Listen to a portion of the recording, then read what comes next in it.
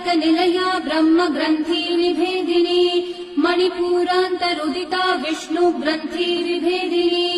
आज्ञाचक्रान्तरालस्था रुद्रग्रन्थि विभेदिनी सहस्राराम्बुजारूढा सुधासाराभिवर्षिणी तटिल्लता समरुचि षट्चक्रोपरि संस्थिता महाशक्तिः कुण्डलिनी विसतन्तु तनीयसी आधारैकनिलया ब्रह्मग्रन्थि विभेदिनी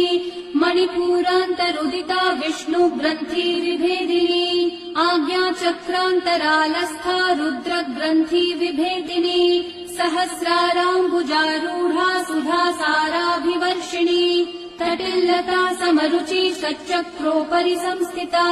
महाशक्तिः कुण्डलिनी विसतन्तु तनीयसी।